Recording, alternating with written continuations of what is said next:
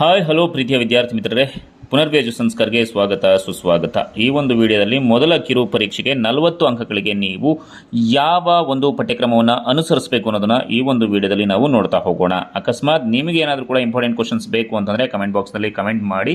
ಜೊತೆಗೆ ಹಾಗಾದ್ರೆ ಪ್ರಥಮ ತ್ರೈಮಾಸಿಕ ಕಿರು ಪರೀಕ್ಷೆಗೆ ಏನನ್ನ ಓದ್ಕೋಬೇಕು, ಏನನ್ನ ಓದಬಾರ್ದು ಅಂತ ನಾನು ಇವಾಗ ತಿಳಿಸ್ತಾ ಹೋಗ್ತಾ ಇರ್ತೀನಿ.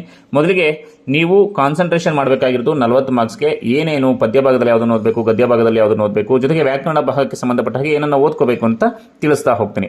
ಅದರಲ್ಲಿ ಮೊದಲನೇ ಚಾಪ್ಟರ್ ದುರ್ಯೋಧನ ವಿಲಾಪ, ಎರಡನೆಯ ಪೊಯಂ ವಚನಗಳು. ಮೊದಲನೇ ಪೊಯಂ ದುರ್ಯೋಧನನ ವಿಲಾಪ, ವಚನಗಳಲ್ಲಿ ಅಲ್ಲಮ ಪ್ರಭು, ಗಟ್ಟಿವಾಳಯ್ಯ, ಅಕ್ಕ ಮಹಾದೇವಿ ನೋಡ್ಕೊಳ್ಳಿ. ಜೊತೆಗೆ ಗದ್ಯ ಭಾಗಕ್ಕೆ ಬಂತು ಅಂತಂದ್ರೆ ಗಾಂಧಿ ಮತ್ತೆ ರಾಗಿ ಮುದ್ದೆ, ಈ ಎರಡು ಪಾಠಗಳನ್ನ ನೋಡ್ಕೊಳ್ಳಿ. ಇನ್ನು ನಾಟಕಕ್ಕೆ ಬಂತು ಅಂತಂದ್ರೆ ಬೋಳೆಶಂಕರಕ್ಕೆ, ಆ ಬೋಳೆಶಂಕರದಲ್ಲಿ ನೀವು ಯಾವ ಒಂದು ದೃಶ್ಯಗಳನ್ನ ನೋಡ್ಕೋಬೇಕು ಅಂತಂದ್ರೆ ಬೆಪ್ಪು ತಕ್ಕಡಿ, ನಗಬೇಕೋ ತಮ್ಮ ನಗಬೇಕೋ, ಹಾಗೇನೆ ಜಯವು ನರಕದ ಮಾಲೀಕ.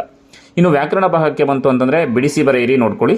ಸಮನಾರ್ಥಕಗಳು ಅಂದರೆ ಸಮನಾರ್ಥಕ ಪದಗಳನ್ನು ನೋಡ್ಕೊಳ್ಳಿ, ಪದಗಳ ಅರ್ಥವನ್ನ ನೋಡ್ಕೊಳ್ಳಿ, ವಿರುದ್ಧ ಪದಗಳನ್ನು ನೋಡ್ಕೊಳ್ಳಿ, ಜೊತೆಗೆ ಗಾದೆಗಳು ಮತ್ತೆ ಪತ್ರಲೇಖನ, ಇವಿಷ್ಟನ್ನ ನೀವು ತಪ್ಪದೆ ಓದ್ಕೊಳ್ಳಿ. ಈಗೇನು ಸಿಲೆಬಸ್ ಕೊಟ್ಟಿದ್ದೀನಿ ಅದಷ್ಟು ಮಾತ್ರ ಓದ್ಕೊಂಡ್ರೆ ಸಾಕು. ಜೊತೆಗೆ ನಿಮ್ಮ ಕಾಲೇಜಲ್ಲಿ ಇನ್ನು ಏನಾದರೂ ಕೂಡ ಎಕ್ಸ್ಟ್ರಾ ಏನಾದ್ರೂ ಕೂಡ ಪಾಠಗಳನ್ನ ಸೇರಿಸಿದ್ರೆ ನಿಮ್ಮ ಕಾಲೇಜಲ್ಲಿ ಏನು ಕೊಟ್ಟಿರ್ತಾರೆ ಸಿಲೆಬಸ್ ಅದನ್ನು ನೀವು ನೋಡ್ಕೊಳ್ಬೇಕಾಗತ್ತೆ.